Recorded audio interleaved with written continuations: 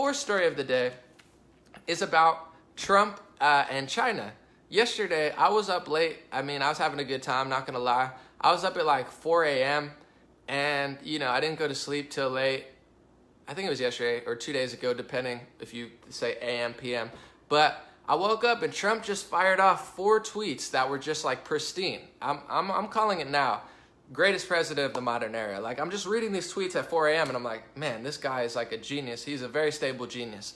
So he fired off tweets about censorship. He fired off tweets saying, if you're going to delete people for fake news, then you got to delete MSNBC and CNN. They're the fakest news, which is, pretty accurate. It's like these companies, I don't even want to get into it now, but not only are they deleting and silencing and censoring independent voices, but the fakest news organizations like MSNBC and CNN, they're actually giving priority to, they're giving money to, they made some sort of budget to say, we're going to fight fake news by giving CNN and MSNBC new channels and millions of dollars. And then they demonetize people like me they're like, Anomaly can't make any money, but we're going to redirect that money and give it to CNN and MSNBC and fight fake news. These people are sick. I don't know another way to say it. So Trump tweets all this stuff about censorship, about the silencing of conservatives and truthful voices on either side. And then he said something that Alex Jones has been saying for months. Love Alex Jones or hate Alex Jones. He's one of the only people talking about it. I've done reports on it for almost a year now. I basically have multiple breakdowns of exactly how they're literally buying up media companies and, how Saudi Arabia, how Qatar, and how China has way more influence on the United States than Russia has. I've been saying it for months, and Trump finally said it. I don't know if he watches Alex. I don't know if he watches me. I don't know if it's just basic common sense at this point, because Trump's a very, very smart guy, so maybe he watches neither, and he just knows the truth. But he tweeted, you guys are so concerned about Russia, why don't you pay attention to China? And it was really cool to see the president say something that I've been saying for a year. I'm not saying he saw it, but I was like, maybe he did. Maybe information travels faster. Like I said, maybe it's just basic common sense, because if you look at what Russia's doing, they own Sputnik, they own RT, Russia Television, but, they do a lot of good work through those organizations as well.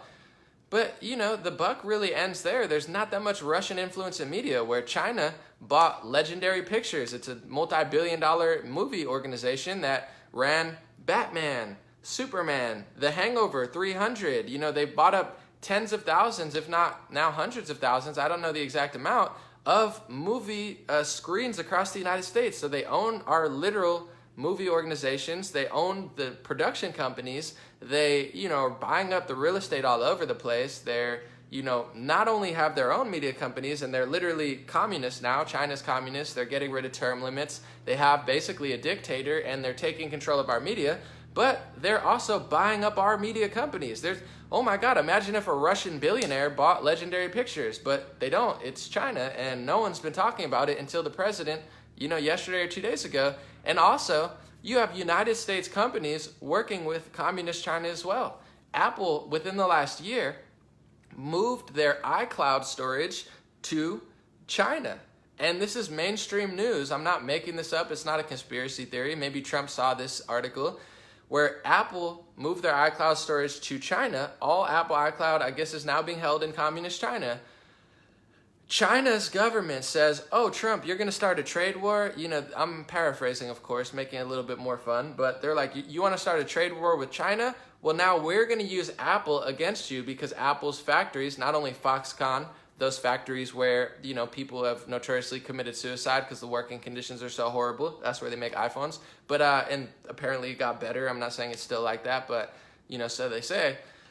Apple moved its whole iCloud storage over there. So China's saying, hey, we're going to use your own company against you in the trade war. So, I have no problem. I have a lot of great friends who are Chinese. I'm not being xenophobic or anything. There's nothing wrong with Chinese people. Obviously, I love my Chinese Americans, and I love my Chinese who live in China.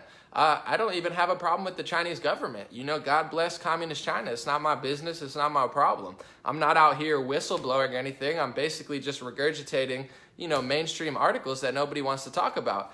But anyway, what I am saying is, similar to what Trump's saying, if you want to make your whole life about Russia, why don't you talk about China? That's all we're saying. I'm not hating on communist China. I'm not hating on, Chinese people. Like, a lot of Democrats and liberals are hating on Russian people. I mean, it's like sad to be a Russian in the United States now. It's like you're being persecuted. Like, oh my God, you're Russian. Did you talk to someone from Russia? You're like, yeah, I have a friend from Russia. Is that okay? Like, I met them, walking around, and they happen to live in Russia, just like I meet people from Europe and from South America and from China. I thought we were the multicultural melting pot. All of a sudden, when it comes to Russia, now we're like xenophobic racists when it comes to liberal side.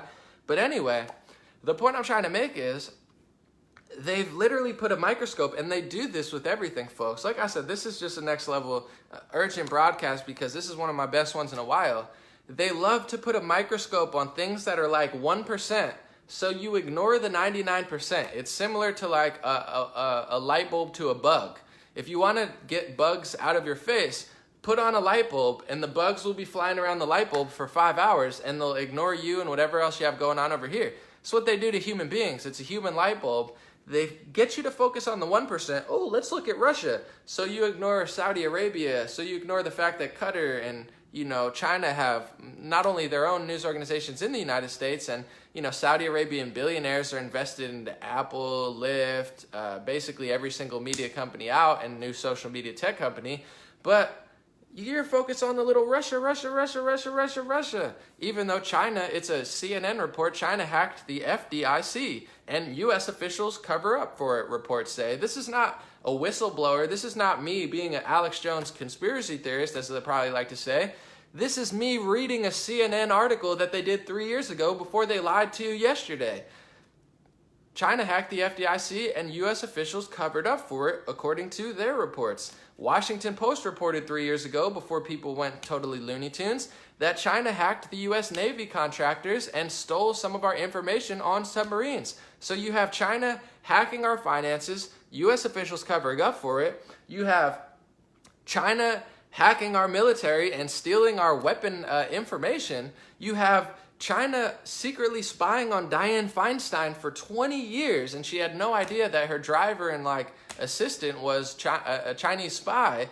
But you'll never hear about those stories because they love to keep you focused like a bug on the little light to the side. And they do that with, Black Lives Matter as well. This is an organization that I supported for a long, long time, because I was a nice guy. I was like, Black lives do matter. Black people and the Black community in America are being disproportionately jailed and disproportionately targeted in many ways. And I stood up for Black Lives Matter. But then, I had an awakening. I started realizing, once I started learning more about Black culture and Black lives, and I realized that 99.9% of Black Lives Matter never talked about. And you have people like Officer Tatum, Brandon Tatum, who are explaining, it's like they literally put a microscope on 0.0000043% of Black crime and Black murders, and then they get you to ignore 99.9999% of Black lives. So is that what somebody who's trying to help you would do?